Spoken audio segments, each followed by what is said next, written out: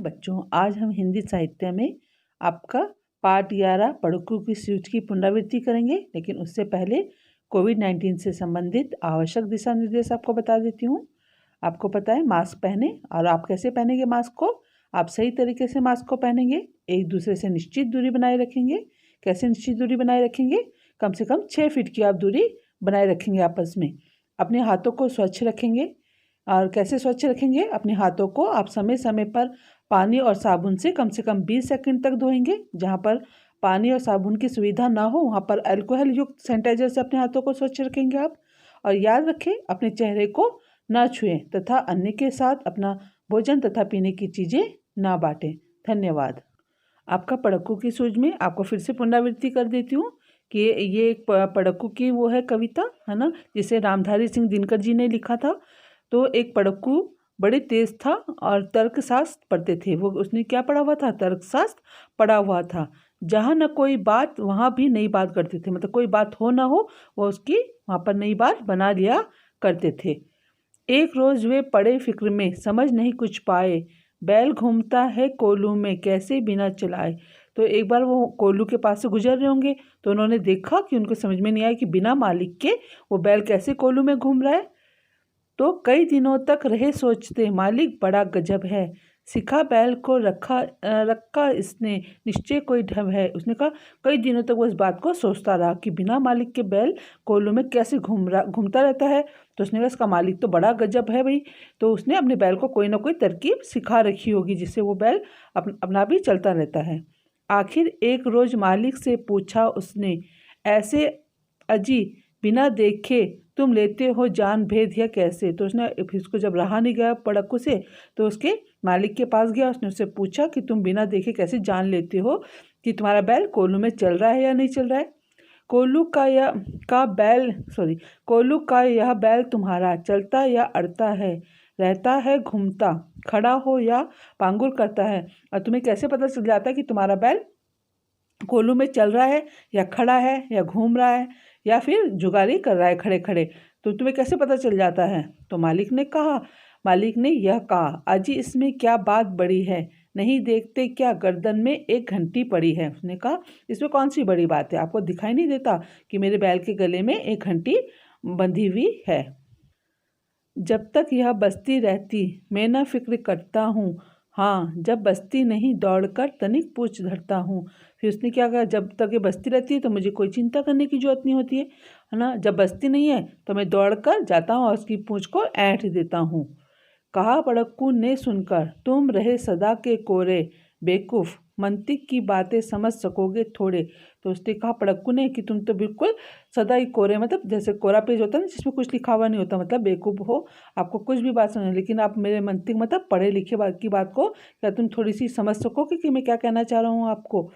अगर किसी दिन बैल तुम्हारा सोच समझ अड़ जाए, चले नहीं बस खड़ा खड़ा गर्दन खूब हिलाए। तो उसने कहा अगर किसी दिन ऐसा हो जाए कि तुम्हारा बैल के दिमाग में ये बात आ जाए कि मैं खड़े खड़े ही अपनी गर्दन को हिलाता रहूं और जिससे कि घंटी बजती रहे और मालिक को लगेगा कि मैं कोल्हू में चल रहा हूं। तो उसने कहा हो सकता है किसी दिन तुम्हारे बैल के दिमाग में आ जाए। और घंटी टुन टुन खूब बजेगी, तुम ना पास आओगे, मगर बूंद भर तेल सांझ तक भी तुम क्या पाओगे। तो उसने कहा टुन टुन की जो घंटी की आवाज़ बजती रहेगी दिन भर, आपको लगेगा कि बैल तो कोल्हू में घूम रहा है। लेकिन जब शाम को आप वहाँ पर जाओगे तो आपको एक बूंद भी, सांझ में नहीं शाम को आप वहाँ पर जाओगे तो आपको एक बूंद भी तेल नहीं मिल पाएगा।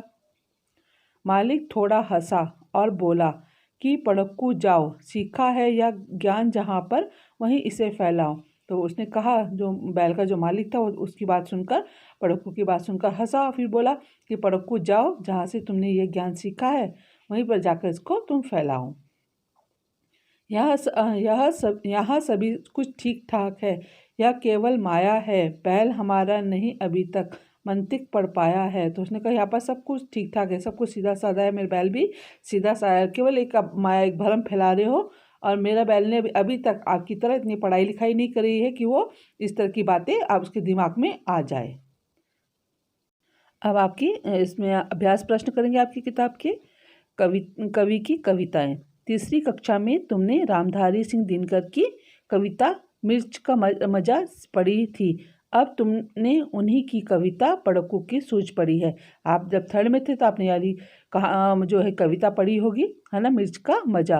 तो उसने इसमें आधारित प्रश्न पूछे हैं, दोनों में से कौन सी कविता पढ़कर तुम्हें ज़्यादा मज़ा आया। तो उसने बोला कि तुम्हें चाहो तो तीसरी की किताब फिर से देख सकते हो। आपको मतलब दोनों कविताओं को आपको पढ़ना है और आपको देखना है कि इसमें किसको आपको देख के मज़ा आया, है ना। तो मुझे तो केवल पड़क्कू की सूझ वाली कविता ही अच्छी लगी, क्योंकि ज़्यादा मज़ेदार लगी, क्योंकि इसमें पड़क्कू क्या था, तर्कशास्त्री भी था, पढ़ा लिखा होने के बावजूद भी, है ना, वो बैल के मालिक से मूर्खतापूर्ण सवाल करता रहता था, है ना। तो इसी वजह से वो कविता क्या होती है, रोचक बन जाती है। तो मुझे कौन सी कविता अच्छी लगी, मुझे पड़क्कू की सूझ अच्छी लगी, है ना। आप उसको पढ़ना तीसरी वाली, यदि आपको वो अच्छी लगती है तो आप उस पर लिख सकते हो।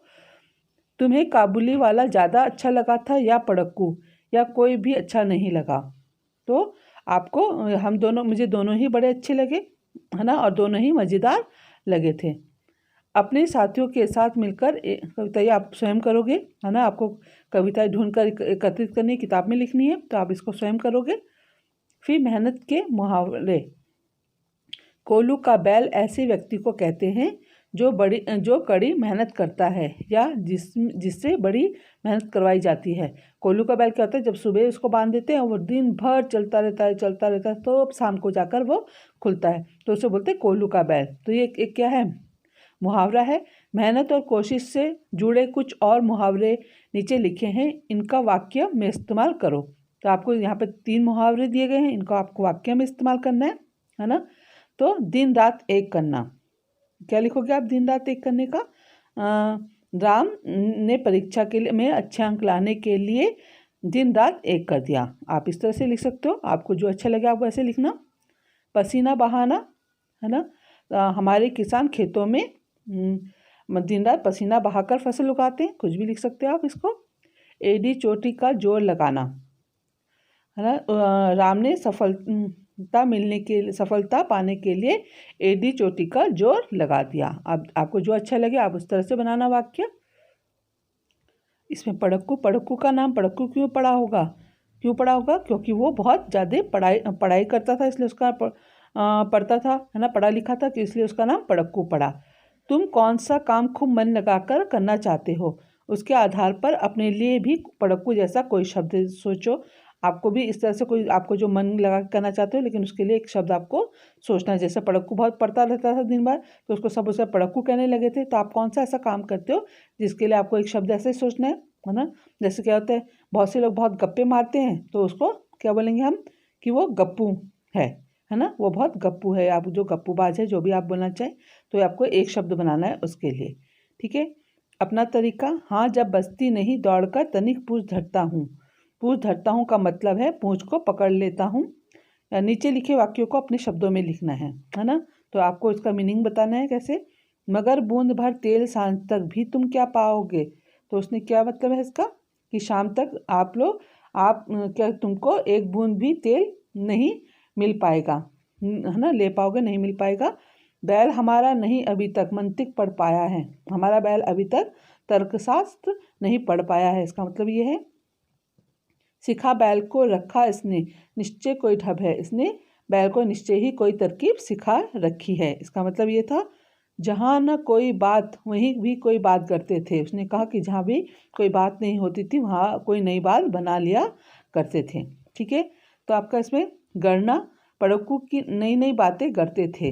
बताओ ये लोग क्या करते हैं, मतलब उनके बारे में, जैसे बातें बनाना होता है, तो सुनार क्या करता है, जेवरों को बनाता है। लोहार लोहे की चीज़ें बनाता है। ठठेरा जो कि बर्तन बनाते हैं ना, उनको ठठेरा बनाने वाला कहते हैं। कवि कविता लिखता है।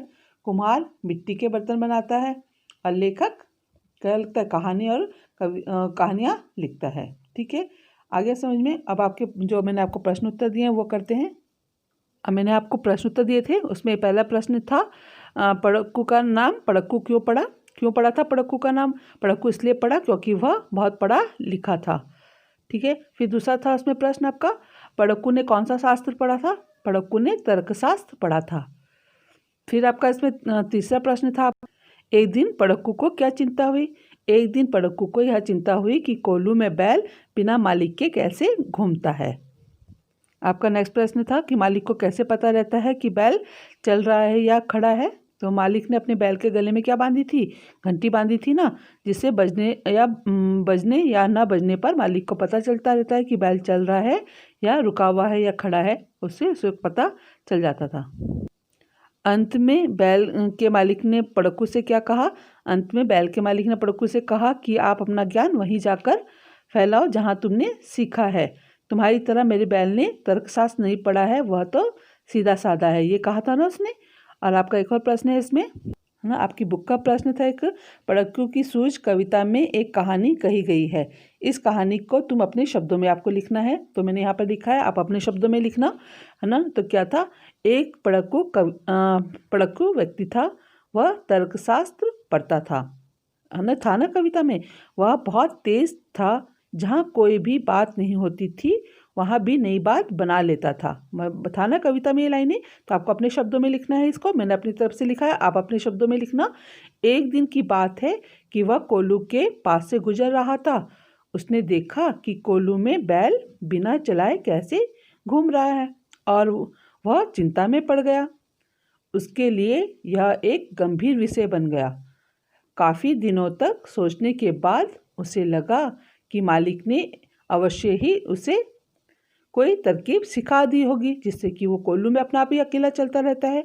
जब पड़क्कू से रहा नहीं गया तो उसने बैल के मालिक से पूछ ही लिया कि तुम कैसे समझ लेते हो कि कोल्हू में तुम्हारा बैल घूम रहा है या खड़ा है। तो जब उसे रहा नहीं गया पड़क्कू से, तो उसने मालिक से उसको पूछ ही लिया।